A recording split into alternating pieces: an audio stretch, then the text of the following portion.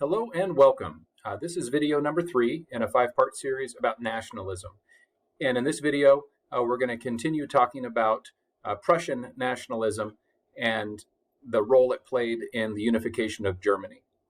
Hopefully you joined me for the previous video where we talked a little bit about Prussia itself and Wilhelm I as its king and some of the ambitions that he had.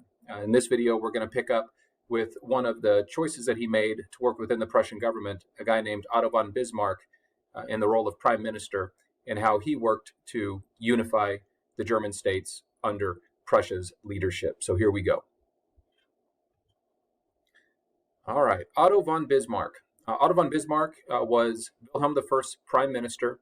To try to maybe put in context the role or the level of power that it had, this would be a top-level government position, might be somewhat similar within our government to a position like, say, Secretary of State or Speaker of the House, something like that, where you're talking somebody very high up, very close in line, if you would think about, who might have power after the king in the context of Prussia. A position like Speaker of the House is just a couple spots removed from being in the role of president itself, and does carry with it quite a bit of power and influence. So Bismarck, however he would turn out to be as a leader, had the opportunity for a lot of influence. And what we'll find out, or what we see with Bismarck as a leader, is he was a no-nonsense kind of guy. He was not somebody that really had much time or patience for debates and collective votes on questions for the country. He was somebody that had an idea of what needed to happen and the steps to take to achieve whatever the goal was, and therefore just get right to it.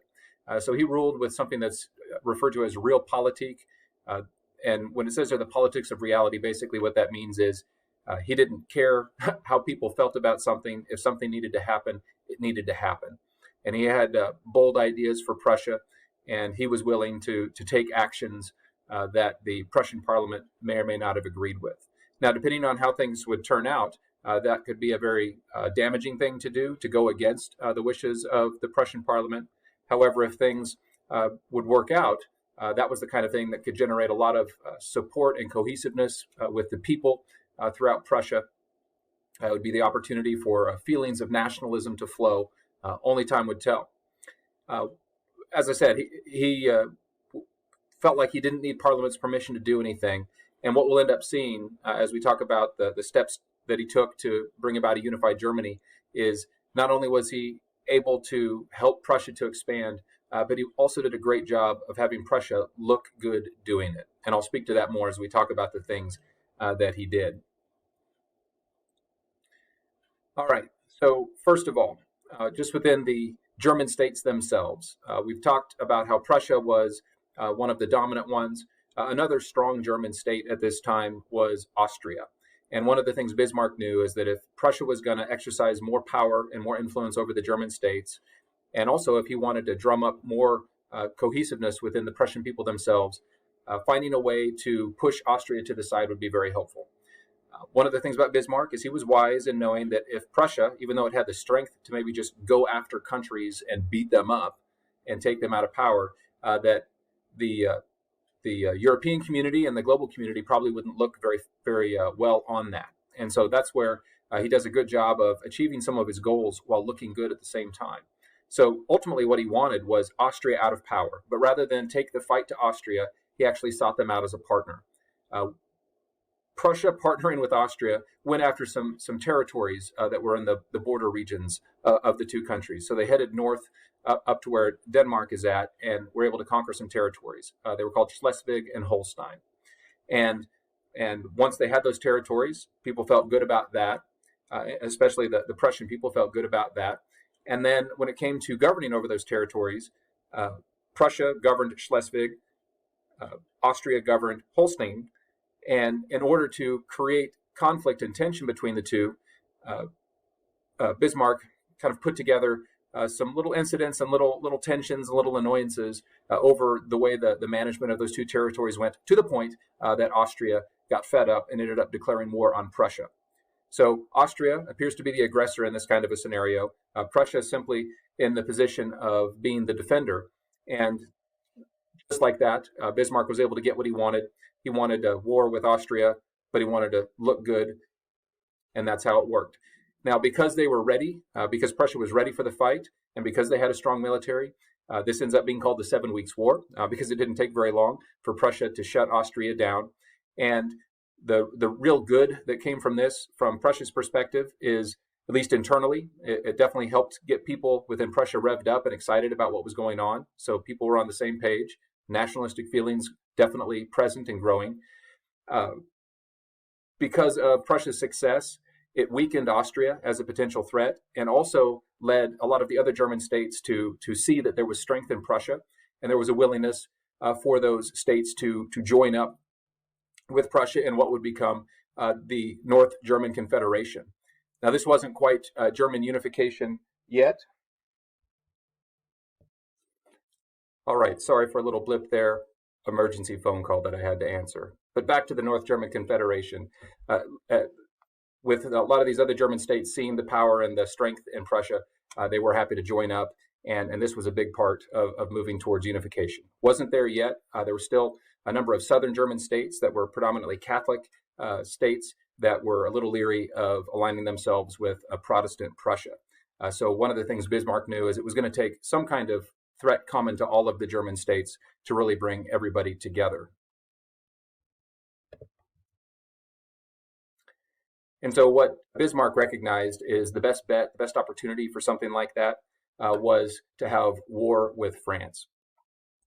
That if there could be a war between France and the German states, full unification really had potential to happen. And so what ends up resulting, or what will come from this, will be what we know of as the Franco-Prussian War. Now, the trick was, how do you get a war with France without looking like the aggressor? And just as Bismarck had been able to do with Austria, to get a war with Austria without looking like the bad guy, he was able to craft a scenario with France to get the very same thing to happen. Oops, excuse me, wrong direction. Now, the way this ultimately played out was by putting together a fake telegram whereby it looked like there was an insulting exchange between a French ambassador and the King of Prussia. And this ended up upsetting France enough, for some reason, that France ended up declaring war on Prussia. And just like what had happened with Austria before, Prussia was ready to go. This would turn out to be a bad idea on behalf of France. They would end up being defeated fairly quickly, just as Austria had been defeated fairly quickly.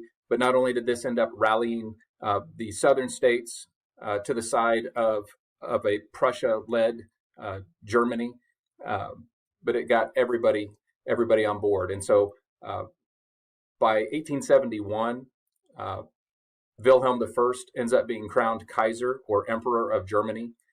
They refer to this as the beginning of the Second Reich.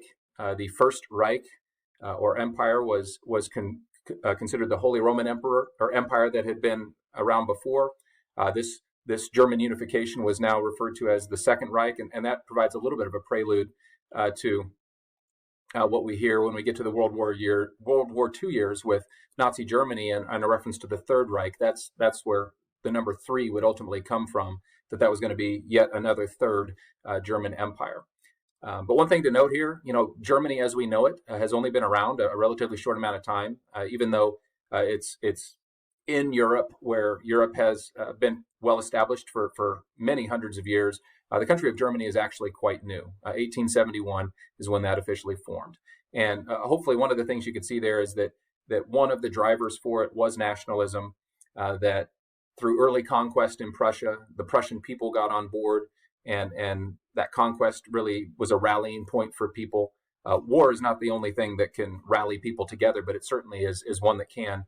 And that as they engaged in some different conflict and were in some different situations, it simply helped bring more and more groups together, that they found some common situations where they saw that being together would be beneficial, and that in the end, we end up seeing the German states, the majority of the German states, simply align together in a single unified Germany.